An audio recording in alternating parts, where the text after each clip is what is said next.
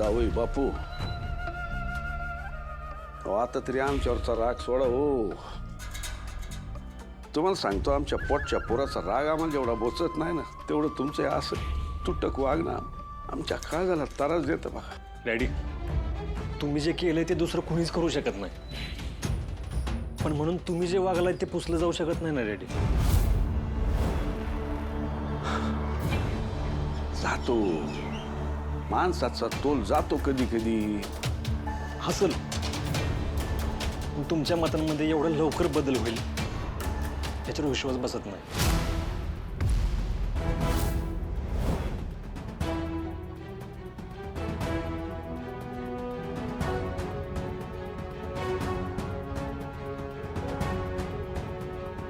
मनात काहीतरी चुकीची योजना आखून चांगलं केलेलं काम सुद्धा वाया जातं, याचं जिवंत उदाहरण आहात तुम्ही डॅडी.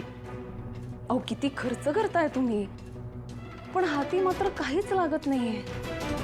असं लहान तोंडी मोठा घास घेते आणि प्रेमाचा सल्ला देते. तुमच्या या मोठेपणाला भाषणाला भुलणारा सूर्या नाही ना. काय साध्या माणसाचं जर मन जिंकायचं असेल ना, तर त्यांच्यासारखा विचार करावा लागतो. बघा, साधेपणाने विचार करायला जमतंय का ते? लई बोलताय. वाघ माग सरकतो ना, तो घाबरून नाही, पुढची चाल काय करायची याचा विचार करत असतो. तो तोंडच्या बाता करत नाही. पुढचे 5 दिवस आणि तुमची आई स्वतःहून आमच्या बंगल्यात असतील. खोला चॅलेंज देतो, अडवून दाखवा त्यांना.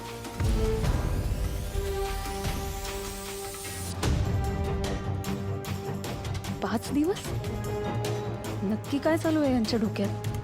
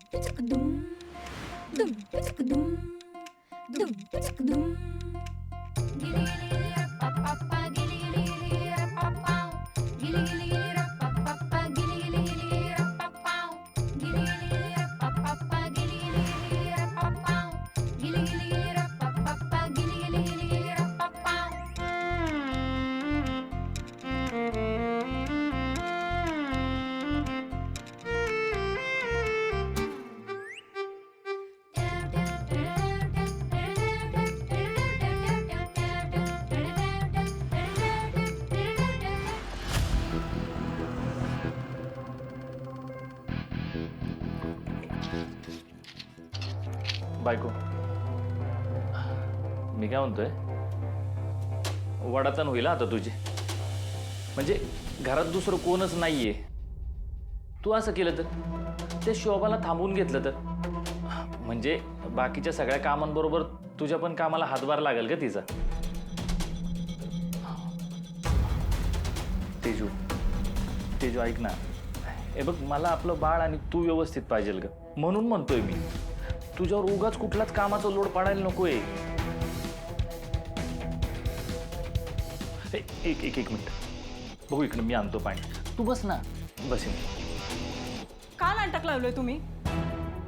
का खोटं वागताय? एक गोष्ट स्पष्ट ऐकून घ्या, तुम्ही किती प्रयत्न केले ना, तरी तुमचे हेतू माझ्यापासून लपून राहिलेले नाहीये. बायको, असं नको बोलू ग.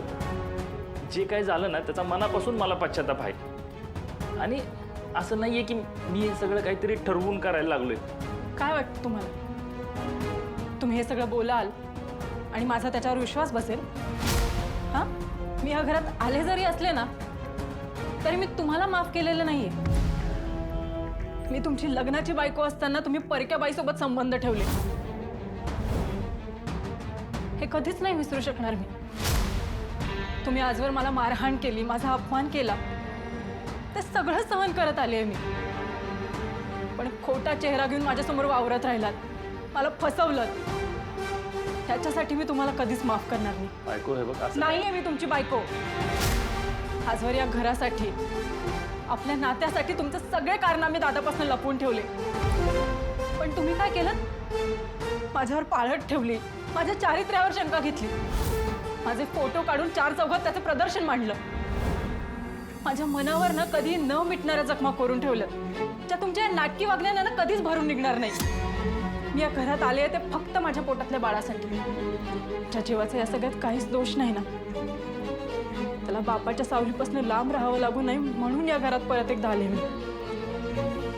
पण एक गोष्ट लक्षात ठेवा, माझ्या मनात स्वतःचे स्थान निर्माण करण्याचा प्रयत्न करू नका, कारण ते आता कधीच होणार नाहीये. या बाळाचे बाप होण्याची मुभा तुम्हाला आहे, पण माझा नवरा होण्याची नाहीये. राहिला प्रश्न माझ्यावर दबाव टाकण्याचा, तर तुमचे कारनामे अजूनही मी दादाला सांगितले नाही. त्याला जर हे सगळं कळलं ना, तर त्याला थांबवण्याची ताकद कुणातच नाहीये, हे तर तुम्हाला चांगलंच माहिती आहे.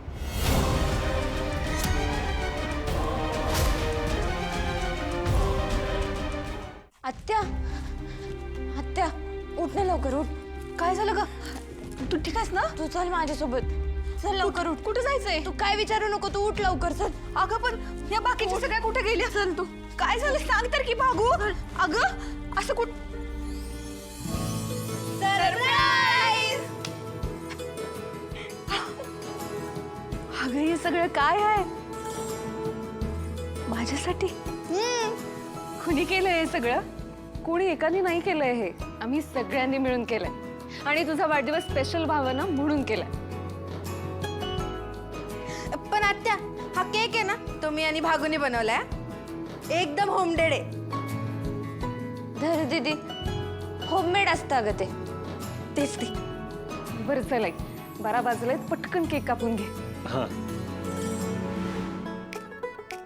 Happy birthday to you. Happy birthday to you.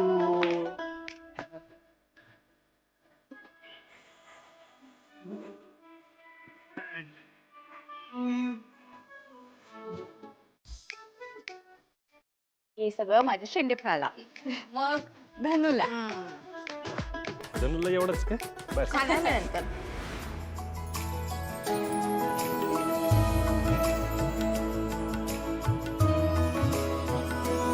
आत्या, अशीच वर्षानुवर्ष जाऊ देत आणि आम्हाला तुझं प्रेम मिळत राहू दे. पण आत्या, तू लगेच म्हातारी नको हो. कारण असं म्हणतात की म्हातार लोकांना काम येत नाही, आणि तुला काम नाही आलं तर माझे फेवरेट पदार्थ करून मला कोण देणार ना.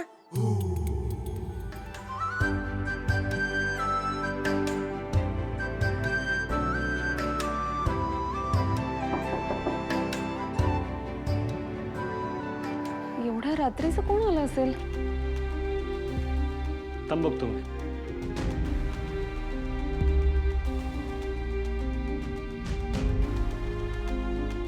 काय झालं? कोण आलंय?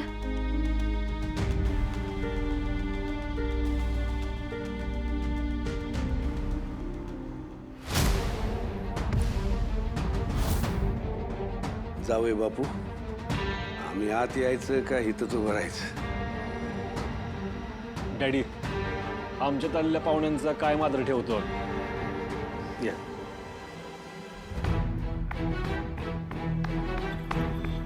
अरे वा वा वा वा वा. वाढदिवस साजरा करायचं चाललंय वाटतं. हो, तेवढंच आईच्या आयुष्यात काहीतरी स्पेशल. तेच आणखी स्पेशल व्हावं म्हणून आम्ही इतक्या रात्री आलोय. ए छत्री, अरे आणखी बाहेर का थांबलास?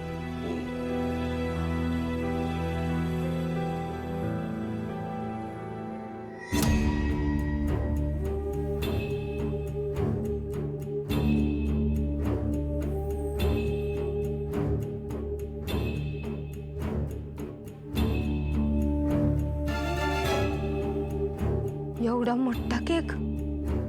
नाही हो, नाही. आम्ही केलेल्या चुकांपेक्षा मोठा नाही ना. आम्ही आजपर्यंत आमच्या पलीकडे कोणाचा विचारच केला नाही, आमच्या बायकांचा बी नाही. हा, तर त्या आमच्या आनंदात त्यांचा आनंद मानत आल्या, पण आम्ही कधीच त्यांना समजून घेतलं नाही. जेवलात का, काही पाहिजे का, कधीच विचारलं नाही. आम्ही आमच्या कामाच्या व्यापात आमच्या बायकांचे वाढदिवस काय मिसळत आलो. पण आज आम्ही हा दिवस साजरा करायचं ठरवले. आमच्या जावई बापूंनी आपल्या माणसांचे बारीक बारीक क्षण कसे साजरे करायचे याची आम्हाला जणू शिकवणच दिली हो. म्हणून आम्ही हा केक आणलेला आहे. घ्या, कापा केक.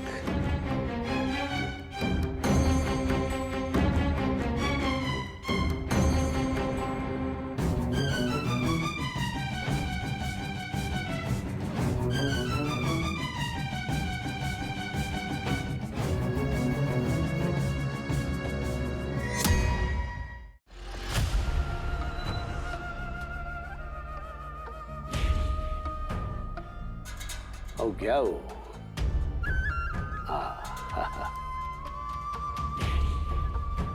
हो आपण पण कधी कधी लहान व्हायला पाहिजे का नाही?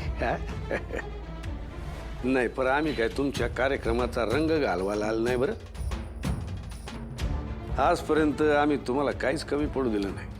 सोनं नाणं म्हण नका, साड्या दागिने म्हण नका, बंगला गाड्या नोकर चाकर म्हण नका. तुमच्या एका हाकेवर आम्ही तुमच्या समोर आणून हजर केलं. पण आज आम्हाला कळले का माणसाचा खरा आनंद कशात आहे.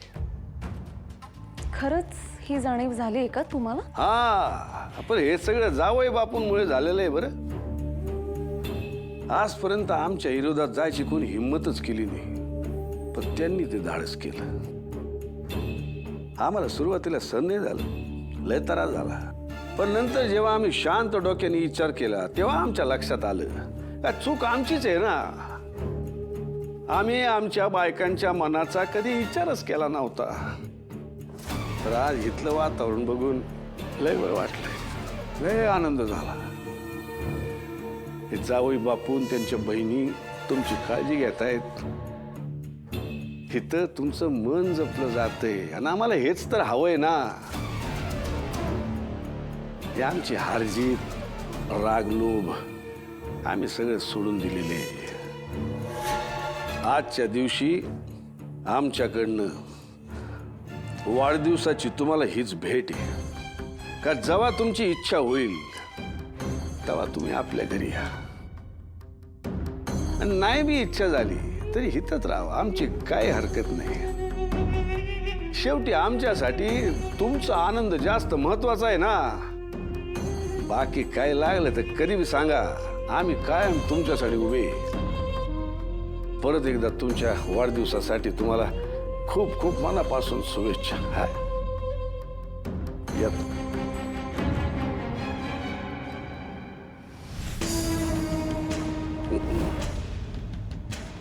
आई आई आई आई आई आई आई आई काय झालं राजा? परत ते स्वप्न पडलं का? प्रसाद, आता तू 25 वर्षाचा होशील, पण या सगळ्या काळात या स्वप्नांनी तुझी पाठ कधीच सोडली नाही. मी मात्र तुझ्या वाटेला सुख कधी येईल याची वाट बघते. देवा कोणाला तरी पाठव ती माझ्या लेकराच्या आयुष्यात सुख घेऊन येईल.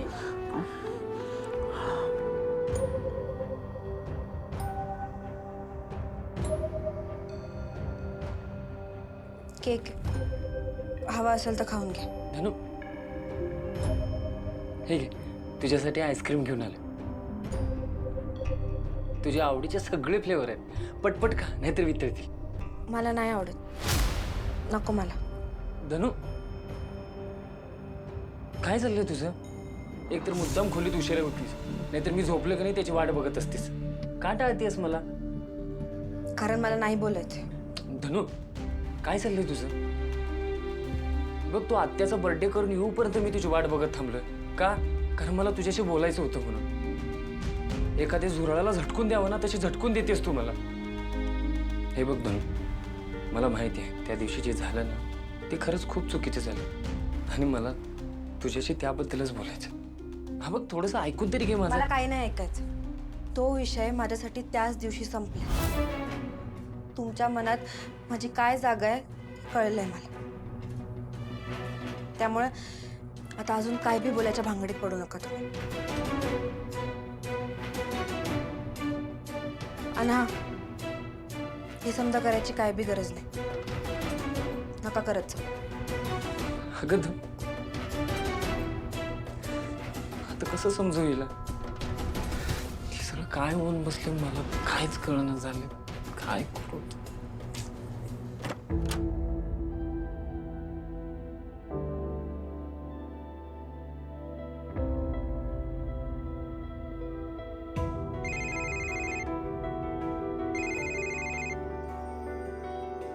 हा येतोय थोड्या वेळात. हा तुम्ही तिथंच थांबा. आलोच 5 मिनिटं. हा नाना एवढ्या राज्याला कुठे गेले?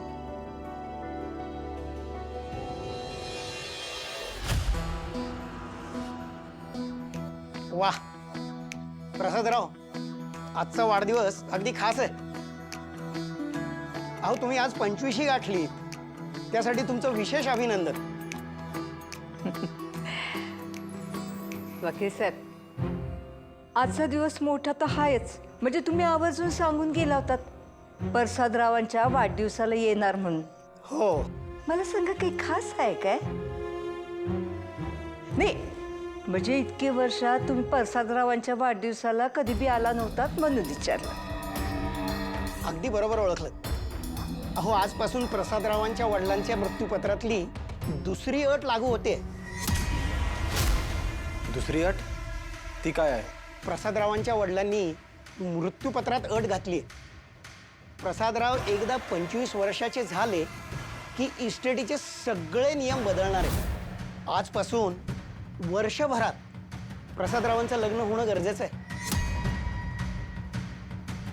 एकदा का लग्न झालं की इस्टेटीचे सगळे निर्णय नवरा बायकोंनी एकत्र घेणं गरजेचं आहे. प्रॉपर्टीच्या कुठल्याही कागदावर प्रसादरावांच्या मिसेसची सही असल्याशिवाय कुठलाच व्यवहार होणार नाही.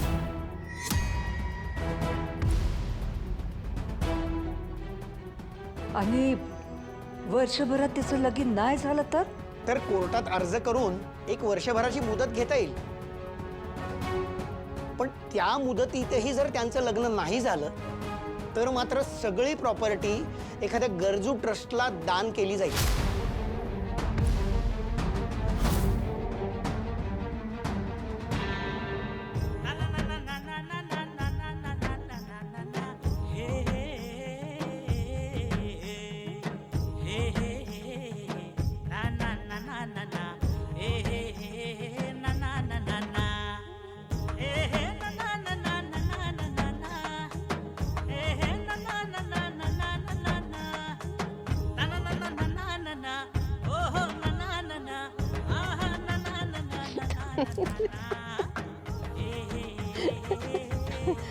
असाच आहे हा. आंघोळीचं पाणी वाया जाऊ नये ना म्हणून जगावेगळी आंघोळ चालू असते त्याची. प्रत्येक झाडाला पाणी घालत राहतो. विचार चांगला आहे, पण आता तर पाऊस पडतोय. झाडाला जरा जास्तच पाणी नाही का होणार?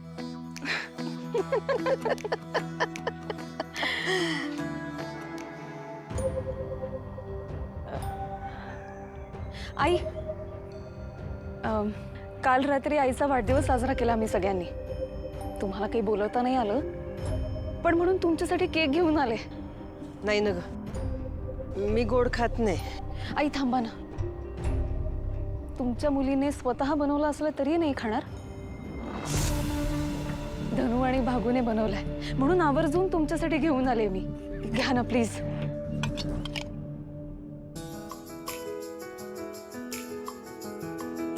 लय भारी झालंय. सगळं आहेत माझ्या पोरी.